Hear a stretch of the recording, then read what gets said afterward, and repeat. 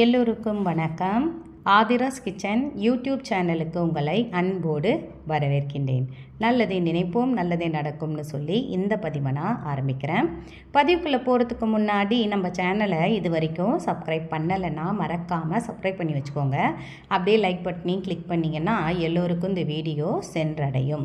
செவ்வாய்க்கிழமை இரவு இதை எரித்தால் கணவர் பிள்ளைகள் குடிப்பழக்கம் தொல்லை கொடுக்கும் எதிரிகள் நம் பக்கமே வரமாட்டார்கள், எந்த எதிரியும் தவிடு பொடி ஆவார்கள் அப்படின்னு தலைப்பு போட்டிருக்க இல்லைங்களா? அது என்னன்னு பார்க்கலாம்.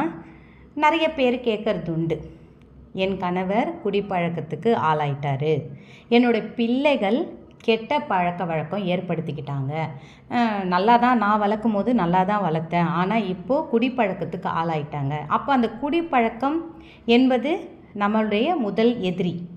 அந்த குடிச்சிட்டு வந்த உடனே அவங்களுடைய செய்கையாகட்டும் இல்லை பண விரயமாகட்டும், ஒரு 1000 ரூபாய் சம்பாதிக்கிறாங்கன்னா அது வீண் வெட்டியாக விரய செலவாக பண்ணிட்டு வந்துடுறது. இப்போ நம்ம என்ன பண்ண போகிறோம் அப்படின்னு பார்த்தீங்கன்னா, ஒரு வெள்ளை கலர் பேப்பரும் ஒரு கருப்பு கலர் பெண்ணும் எடுத்துக்கோங்க. முதல்ல நான் லைனாக சொல்லிக்கிட்டு வரேன், அதை நீங்கள் முறைப்படி முழு நம்பிக்கையுடன் இதை நீங்கள் செய்ய கண்டிப்பாக நான் சொல்கிறேங்க, நீங்கள் எழுதி கூட வச்சுக்கோங்க. இதை செய்ய நம்மளுடைய அந்த பிள்ளைகளுடைய கெட்ட பழக்க வழக்கம் நம்ம சொல்கிறத கேட்பாங்க. எந்த கெட்ட வழக்கமாக இருந்தாலும் அதில் எழுதுங்க. உங்கள் கணவர் குடிக்கிறாரு அதை எழுதுங்க. இப்போ நான் மகா காளி துணைன்னு போட்டிருக்கேன் அதில். அப்புறம் என்ன எழுதணும் பார்த்தீங்கன்னா, கோபம். இப்போ ஒரு சிலர் சொல்கிறீங்க இல்லைங்களா, என் கணவர் தாறுமாறாக கோபப்படுறாருமா, எதுக்கெத்தாலும் அடிக்கிறாரு. அக்ஷய திருதி அன்னைக்கு ஒருத்தவங்க எனக்கு கமெண்ட்ஸ் போட்டிருக்காங்க, எல்லார் வீட்லேயும் கோலாகலமாக இருந்து எங்கள் வீட்டில் மட்டும் செம்ம அடிதடி சண்டை, அன்னைக்கு ஒரு நிம்மதியே இல்லை அப்படின்னு சொல்கிறீங்க இல்லைங்களா? அந்த மாதிரி அந்த கோபம், என் கணவரின் கோபம் தொலைய வேண்டும், அதை எழுதுங்க. தவறில்லை, நம்மளுடைய எதிரி அதுதான். அப்புறம் அக்கம் பக்கம் இருக்கிறவங்க தொல்லை, என்னடா இது இம்சை கொடுக்குறாங்களே. ஒருத்தர் கேட்டிருந்தாங்க, நேத்தோ என்னமோன்னு நினைக்கிறேன், இந்த ஒரு விளக்கு பற்றி நான் போட்டிருந்தேன். எதிர் வீட்டில் இருக்கிறவங்க ரொம்ப தொந்தரவு கொடுக்குறாங்கம்மா, அவங்க காலி பண்ணலாமா, அவங்கள அவங்க காலி பண்ணிட்டு போகிற மாதிரி நான் இந்த விளக்கை ஏற்றினா அவங்க காலி பண்ணிடுவாங்களான்னு கேட்குறாங்க. அந்த அளவுக்கு அவங்க எந்த அளவுக்கு தொந்தரவு கொடுத்துருந்தா அவங்க மனசில் இந்த அளவுக்கு அவங்க வேதனை இருந்திருக்குன்னு நினச்சி பாருங்கள்.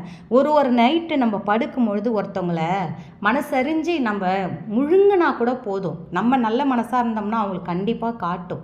ஆனாலும் எனக்கு இந்த தொந்தரவு, என் கணவர் குடிப்பழக்கம், என் கணவர் என் பிள்ளைங்களோட கெட்ட பழக்க வழக்கம் தீரணும், என்னுடைய எதிரிகள் தொந்தரவு தீரணும், இதுக்கெல்லாம் செவ்வாய்க்கிழமை ரொம்ப அருமையான நாள். அதாவது தடைகளை உடைத்தெறியும் நாள். இந்த பேப்பரில் நான் என்னென்ன எழுதியிருக்கேன்னு பாருங்கள்.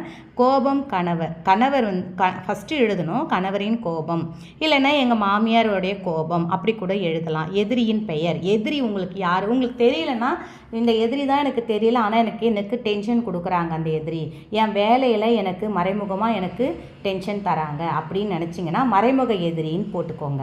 அதுக்கப்புறம் பிள்ளைகளின் கெட்ட நடவடிக்கை. பெண் பிள்ளை கூட சில நேரம் வேறு ஒருத்தர் கூட பழக்கம் வச்சுக்கிட்டு நம்ம சொல்கிற மாப்பிள்ளையை கல்யாணம் பண்ணாமல் இருக்கிறது, அதெல்லாமே நம்மளுக்கு ஒரு எதிரிகள் தான். நம்மளுக்கு என்னென்ன உங்களுக்கு தடைகளாக இருக்குதோ அது எல்லாமே எதிரிகள் தான். இல்லைன்னா இது எல்லாமே நான் ஒரு பேப்பரில் எழுதலாமான்னா தாராளமாக எழுதலாம். கருப்பு கலர் பெண்ணு வேணும் அதுக்கு, கண்டிப்பாக நான் சொல்லியிருக்கிறேன், வீடியோவில் சொல்லியிருக்கிறேன். இப்போ நாளைக்கு நீங்கள் மகா காளி இல்லைன்னா துர்காதேவி, ஏன்னா செவ்வாய்க்கிழமைனாலே துர்காதேவி ஞாபகம் தான் நமக்கு வரும்.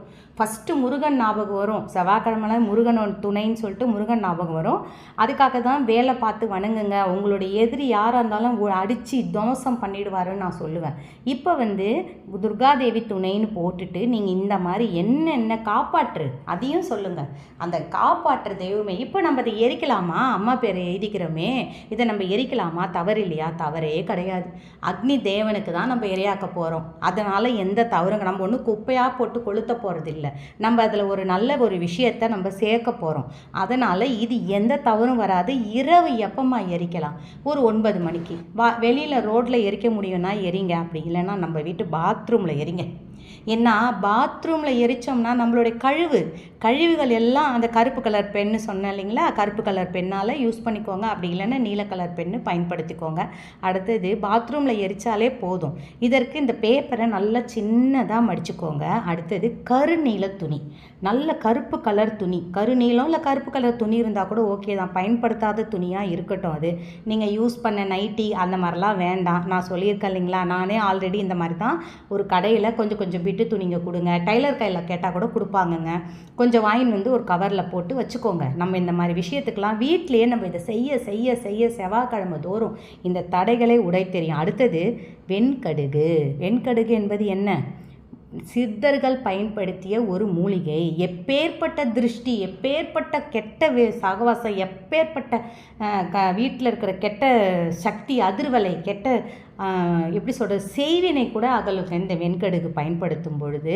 இப்போ இந்த வெண்கடுகு கொஞ்சம் கூட இறக்காமல், நான் அது வீடியோவில் எடுக்கும்போது ஃபோனையும் வாட்ச் பண்ண வேண்டியதாக இருக்குதா, கொஞ்சம் எடுக்கும்போது இறஞ்சி போகுது. அதனால் கவனமாக அந்த கடுகை கையாளுங்க. எந்த ஒரு விஷயமுமே அது எவ்வளோ பேர் உழைப்பில் அந்த பொருள் நம்ம வீட்டுக்கு வந்திருக்குன்னு நினச்சி பாருங்கள்.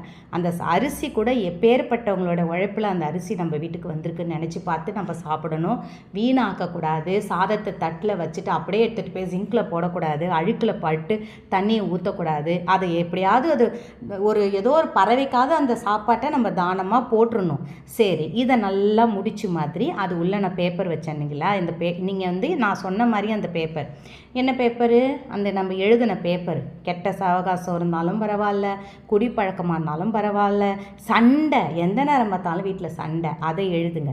எதை வேணாலும் எழுதுங்க. உங்களுக்கு எதெல்லாம் எதிரி நீங்கள் நினைக்கிறீங்களோ அதெல்லாம் அதில் எழுதி அந்த கரு நீல துணியில் வச்சு சுற்றி அதில் வந்து என்ன பண்ணும், கடுகையும் வெண்கடுகையும் அதில் நம்ம வச்சிட்டோம்.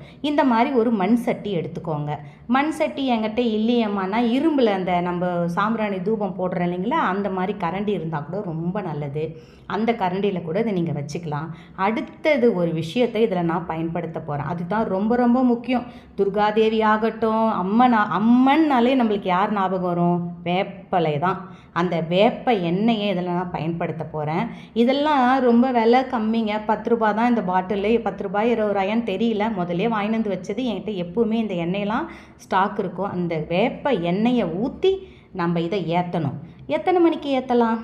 ஒரு 7 மணிக்கு மேலே ஏற்றுங்க, 9 மணிக்கு ஏற்றுங்க, 10 மணிக்கு ஏற்றுங்க, 11 மணிக்கு நீங்கள் தூங்காமல் இருந்தீங்கன்னா 11 மணிக்கு ஏற்றுங்க. நல்ல ஒரு ரிஃப்ளெக்ட் தெரிய ஆரம்பிக்கும். இதை நம்ம வீட்டு வாசலில் ஏற்றினா ரொம்ப நல்லது. அப்படி இல்லைன்னா நம்ம வீட்டு பாத்ரூம்லேயே ஏற்றுங்க. யார் கண்ணுக்கும் தெரிய தேவையில்லை. இது ஏன்னு யாரும் கேட்க தேவையில்லை. அது மேலே ஒரு கற்பூரம் வச்சுட்டு மனசு ஃபுல்லும் அதில் தான் இருக்கணும். இல்லை நம்ம வீட்டு பால்கனி இருக்கா, பால்கனியில் ஏற்றலாம். ஏன்னா வெளியேறுது அந்த புகை, நம்மளுடைய கெட்டது எடுத்துக்கிட்டு போகுது. அந்த நேரத்தில் நீங்கள் இதை மனசு முழுசும் இதை நினச்சி இந்த கற்பூரத்தை ஏற்றுங்க. நான் வீடியோ எடுக்க சௌரியம் இல்லைன்னு சொல்லிட்டு இந்த மாதிரி மேலே வச்சு காட்டுறேன். ஆனாலும் இதை நான் அப்படியே எடுத்துகிட்டு போயிட்டு பாத்ரூமில் வச்சுட்டேன்.